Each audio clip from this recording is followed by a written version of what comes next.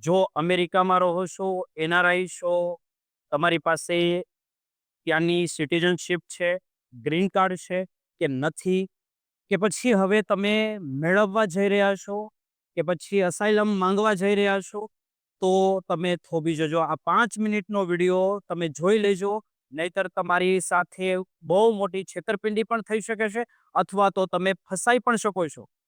તો અમેરિકામાં રહીને આ 5 મિનિટ કાઢીને આ વિડીયો પૂરો જોશો. તો ચાલો શરૂ કરીએ અને પૂરું વિશ્લેષણ હું તમને બતાવવા જઈ રહ્યો છું. ધ્યાનથી સાંભળજો. નમસ્કાર, યુએસ એક્સપ્રેસમાં તમારું સ્વાગત છે. આજે આપણે અમેરિકાની ઇમિગ્રેશન સિસ્ટમમાં આવી રહેલા એક ભયાનક ભૂકંપ વિશે વાત કરવા જઈ રહ્યા છે, જેની સીધી અસર તમારા અને તમારા જેવા લાખો ભારતીયો ઉપર પડવાની છે. શું તમે જાણો છો કે આગામી 5 વર્ષમાં અમેરિકા જવાના અને ત્યાં સ્થાયી થવાના સપના પર એક મોટું ગ્રહણ લાગવા જઈ રહ્યું છે? એક એવી નીતિ જે 24 લાખ જેટલા ગ્રીન કાર્ડ કાપી નાખશે અને જે લોકો પહેલેથી જ ત્યાં છે તેમના માટે પણ જીવવું મુશ્કેલ કરી દેશે. શું ભારતનો મધ્યમ વર્ગ હવે ક્યારેય અમેરિકામાં ગ્રીન કાર્ડ મેળવી શકશે નહીં, કે પછી આ માત્ર એક આર્થિક જંગની શરૂઆત છે? આ બધું જ જાણવા માટે તમારે આ વિડીયોને અંત સુધી સાંભળવાનો છે, કારણ કે આમાં છુપાયેલી માહિતી તમારા ભવિષ્યનો નિર્ણય કરી શકે છે. અમેરિકા અત્યારે પોતાની આખી જે ઇમિગ્રેશન સિસ્ટમને ફરીથી ગોઠવી રહી છે, નવી ઊભી કરી રહી છે, જેમાં તે આર્થિક ઉપયોગિતાને વધુ મહત્વ આપી રહ્યું છે. અને વર્ષોથી ચાલી આવતી કૌટુંબિક પુનઃમિલન અને માનવવાદી સહાય જે બાબતને બાજુ પર મૂકી દીધી છે, અને આ પરિવર્તનને કારણે કાયદેસરના રસ્તાઓ બધા જ બંધ કરવામાં આવી રહ્યા છે. અને ગ્રીન કાર્ડની જે પ્રક્રિયા હતી તેને એટલી ધીમી કરી દેવામાં આવી છે કે સામાન્ય માણસ ત્યાં પહોંચી જ નથી શકતો. વર્ષ 2025 થી 2029ના સમયગાળા દરમિયાન ગ્રીન કાર્ડની સંખ્યામાં અંદાજે 23 લાખ અથવા તો 24 લાખ જેટલો ઘટાડો થવાની સંભાવના છે, જે અમેરિકાના ડેમોગ્રાફિક અને આર્થિક ચિત્રને સંપૂર્ણપણે બદલી નાખશે. અત્યારની સરકારનો અભિગમ એવો છે કે જે લોકો આર્થિક રીતે યોગદાન નથી આપી શકતા તેવા ઇમિગ્રેન્ટ્સને પ્રત્યે તેઓ શંકાની નજરથી જોવા લાગ્યા છે. તેઓ માને છે કે પરિવાર આધારિત ઇમિગ્રેશન એક ગુણવત્તા વગરની સિસ્ટમ છે અને તેનાથી દેશને કોઈ ફાયદો નથી થતો. આ વિચારધારાને કારણે જ હવે શરણાર્થીઓથી લઈને હાઈ સ્કિલ્ડ વર્ક વિઝા સુધીના તમામ સ્તરે કડક નિયમો લાગુ કરવામાં આવ્યા છે. સરકાર માત્ર નવા આવનારા લોકોને જ નહીં, પરંતુ તેને રોકે તો છે, પણ તેને જ નથી રોકતી. પરંતુ તેની સાથે તેઓ પહેલેથી જ અમેરિકામાં છે અને જો તેઓ જાહેર સંસાધનોનો પર બોજ તેમને લાગે તો તેમને પણ નિશાન બનાવી રહી છે અને તેમને ડિપોર્ટ પણ કરી રહી છે. પબ્લિક ચાર્જ રૂલને ફરીથી મજબૂત બનાવીને સરકાર હવે ઇમિગ્રેશન માટે સંપત્તિની કસોટી જેવી વ્યવસ્થા ઊભી કરી રહી છે. નેશનલ ફાઉન્ડેશન ફોર અમેરિકન પોલિસીના વિશ્લેષણ મુજબ જોઈએ તો વર્ષ 2029ના અંત સુધીમાં કાયદેસરના ઇમિગ્રેશનમાં 33 થી 50% ઘટાડો થઈ શકે છે.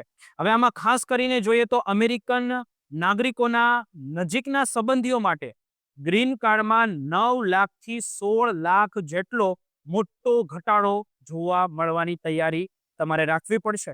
વર્ષ 2023માં અમેરિકાએ લગભગ 11,72,000 ગ્રીન કાર્ડ આપ્યા હતા, જેમાંથી અડધા જેટલા તો નજીકના સંબંધીઓને જ મળ્યા હતા.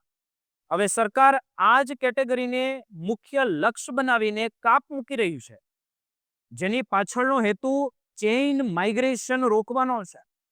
4 જુલાઈ 2025ના રોજ હસ્તાક્ષર કરાયેલા one bill beautiful bill act એટલે કે OBBBA ના નવા યુગનો પાયો છે.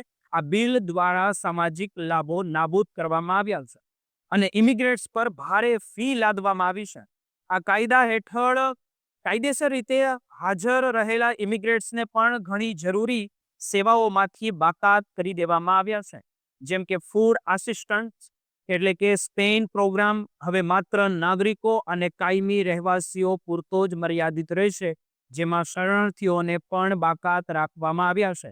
મેડિકેડ અને મેડિકેર જેવી જે આરોગ્ય સેવાઓ પણ 2026 અને 2027 થી મર્યાદિત થઈ જશે અને શરણાર્થીઓ કે જેઓ પોતાનો જીવ બચાવીને અમેરિકા આવે છે અને જેમની પાસે કંઈ જ નથી હોતું તેમને પણ હવે ફેડરલ સહાય વગર તાત્કાલિક સ્વનિર્ભર થવું પડશે. ઓબીબીએ દ્વારા જે માનવવાદી પેરોલ અરજીઓ માટે પણ $1000 ફી નક્કી કરવામાં આવી છે અને આ આશ્રય મેળવવા ઈચ્છતા લોકોએ પણ વાર્ષિક $100 ચૂકવવા પડશે. ભારતીય સમુદાય માટે જોઈએ તો સૌથી મોટો આર્થિક ફટકો રેમિટન્સ ટેક્સ છે. 1 જાન્યુઆરી 2026 થી જે લોકો અમેરિકાના નાગરિક નથી તેઓ ભારત કે અન્ય દેશોમાં પૈસા મોકલશે તો તેના પર 1% થી 3.5% સુધીનો ટેક્સ લાગશે. વર્ષ 2023માં ભારતે જે કુલ રેમિટન્સ મેળવ્યું હતું તેમાં અમેરિકાનો ફાળો $33 અબજ હતો. આ ટેક્સને કારણે ભારતીય અર્થતંત્ર અને ત્યાં રહેતા ભારતીય પરિવારોની આર્થિક સુરક્ષા પર સીધી અસર પડશે. H-1B વિઝા પર રહેલા ભારતીય વ્યવસાયિકોની હાલત અત્યારે સૌથી વધુ ચિંતાજનક ગણી શકાય છે. જો કે તેઓ સૌથી વધુ યોગદાન આપનાર અને ઉચ્ચ ગુણવત્તા ધરાવતા ઇમિગ્રેટ્સ છે, તેમ છતાં તેમને કાયમી રહેવાસી બનવામાં સૌથી મોટો અવરોધ નડી રહ્યો છે. ભારતીયો માટે EB-2 અને EB-3 કેટેગરીમાં ગ્રીન કાર્ડની બેકલોગ 134 વર્ષ સુધી પહોંચી ગયો છે, જેમનો અર્થ ગણીએ તો એ છે કે એક આખી જિંદગીમાં ગ્રીન કાર્ડ મેળવવું અશક્ય છે. અંદાજ મુજબ 12.5 લાખ જેટલા ભારતીયો આ લાઇનમાં છે અને તેમાંથી 4.25 લાખ જેટલા લોકો તો પોતાનો વારો આવે તે પહેલા જ મૃત્યુ પામશે. તેમ છતાં આ વ્યવસાયિકો અમેરિકાની સામાજિક સુરક્ષામાં વાર્ષિક $3 અબજ યોગદાન આપે છે. ભારત અને અમેરિકા વચ્ચે કોઈ પણ સમજૂતી ન હોવાને કારણે તેમને ક્યારેય પણ નિવૃત્તિના લાભો નથી મળતા. વર્ષ 2025ના અંતમાં આપણે જોયું કે વિઝા રિન્યુઅલની પ્રક્રિયા પણ ઘણી બધી કઠિન બની ગઈ છે.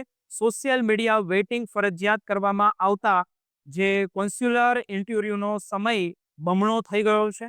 ચેન્નાઈ, હૈદરાબાદ અને મુંબઈમાં તો ઇન્ટરવ્યુના સ્લોટ એપ્રિલ 2027 સુધી ખાલી જ નથી. આ સ્થિતિને કારણે રજાઓમાં ભારત આવેલા હજારો લોકો ત્યાં જ ફસાઈ ગયા છે, એટલે કે ભારતમાં ફસાઈ ગયા, જેના કારણે તેમની નોકરીઓ પણ જોખમમાં છે. વળી જો કોઈ કર્મચારી 182 દિવસથી વધુ સમય ભારતમાં રહે તો તેના પર ભારતીય ટેક્સના નિયમો લાગુ પડે છે, જે અમેરિકન કંપનીઓ માટે એક મોટી મુશ્કેલી ઊભી કરે છે. સપ્ટેમ્બર 2025માં જાહેર કરાયેલી $1 લાખ નવી H-1B જે પિટિશન ફી કંપનીઓને નવા કર્મચારીઓ રાખતા અટકાવી રહી છે. ફેબ્રુઆરી 2026 થી લાગુ થનારી વેજ રેન્ક લોટરી સિસ્ટમ પણ માત્ર વધુ પગાર લેનારાઓ માટે જ રસ્તો ખુલ્લો રાખશે. કૌટુંબિક સ્પોન્સરશિપની વાત કરીએ તો ત્યાં પણ વેઇટિંગ લિસ્ટ ખૂબ જ લાંબુ છે. ભારતીયો માટે વૈવાહિક પુત્રો અને પુત્રીઓ માટે 15 વર્ષનો અને ભાઈ બહેનો માટે 19 વર્ષનો વેઇટિંગ પીરિયડ ચાલે છે. લગ્ન આધારિત રેસિડેન્સી મેળવવી પણ હવે સરળ નથી રહી. દરેક કેસમાં રૂબરૂ ઇન્ટરવ્યુ ફરજિયાત કરી દેવામાં આવ્યા છે. જો આમ જોઈએ તો ઘણા બધા ફેરફારો થયા છે અને સોશિયલ મીડિયા પોસ્ટથી લઈને તમામ બાબતોની ઝીણવટભરી નાની નાની તપાસો પણ તમારી કરવામાં આવે છે. જો જરા પણ શંકા જાય તો ગ્રીન કાર્ડ જે નકારી દેવામાં આવે છે અને કાયમી માટે તેમની પર પ્રતિબંધ પણ લાગી શકે છે. જેમ કે અગાઉ જે કન્ડિશનલ ગ્રીન કાર્ડ મળ્યા હતા તેમની પણ હવે ફરીથી તપાસ કરવામાં આવી રહી છે અને માનવવાદી ધોરણે જે એન્ટ્રી મળતી હતી તેમાં પણ મોટો કાપ મૂકી દેવામાં આવ્યો છે. શરણાર્થીઓની જે મર્યાદા 1,25,000 થી ઘટીને માત્ર 7,500 કરી દેવામાં આવી છે, જે અમેરિકાના ઇતિહાસમાં સૌથી ઓછી છે આ વખતે. આ ફાળવણીમાં પણ રાજકારણ રમાઈ ગયું છે. જે ડાયવર્સિટી વિઝા પ્રોગ્રામ જેને ગ્રીન કાર્ડ લોટરી કહેવામાં આવે છે તેમાં પણ હવે હાલ સ્થગિત કરી દેવામાં આવ્યા છે. સરકારે USCIS દ્વારા એવા કાયદા બનાવ્યા કે જેનાથી 2021 પછી મંજૂર થયેલા તમામ કેસોની ફરીથી સમીક્ષા કરવામાં આવશે, જેમનો અર્થ એ છે કે જેઓ વર્ષોથી ત્યાં છે તેમના ગ્રીન કાર્ડ પણ રદ હવે થઈ શકે છે. આ બધી જ બાબતોની અમેરિકાના અર્થતંત્ર પર પણ ગંભીર અસર પડશે એ આપણે જોવું રહ્યું. અને મજૂર શક્તિમાં ઘટાડો થવાને કારણે અમેરિકાનો આર્થિક વિકાસ દર ત્રીજા ભાગ જેટલો ઘટી શકે છે. એક અંદાજ મુજબ 2028 સુધીમાં અમેરિકામાં 68 લાખ કામદારોની અછત સર્જાશે, જેમનાથી અંદાજે જોઈએ તો $2 ટ્રિલિયન નું નુકસાન થશે. આ પરિવર્તન અમેરિકાની ઐતિહાસિક ઓળખને પણ મિટાવી રહ્યું છે. ભારતીય ડાયસ્પોરા અને અન્ય હાઈ સ્કિલ્ડ સમુદાયો માટે અત્યારે એક અનિશ્ચિતતાનો સમય છે, જ્યાં મેરિટ આધારિત ઇમિગ્રેશન પણ એક મોટો પડકાર બની ગયું છે. જેમ જેમ અમેરિકન અર્થતંત્રમાં આની અસર દેખાશે, તેમ તેમ ખબર પડશે કે આ નીતિઓ કેટલી સફળ રહી કે કેટલી અલગ રહી. અત્યારે તો લાખો ઇમિગ્રેટ્સ આ જટિલ સિસ્ટમમાં ફસાયેલા છે, જે તેમને ભાવિ નાગરિક તરીકે નહીં પણ સુરક્ષા જોખમ અને આર્થિક બોજ તરીકે જુએ છે. તમારું આ બાબતે શું કહેવું છે તે જરા નીચે કોમેન્ટ કરીને જરૂર જણાવજો. આટલા બધા નિયમો આવવા પાછળ શું આ ખરેખર સાચું કે ખોટું તે તમે જરૂર જણાવજો.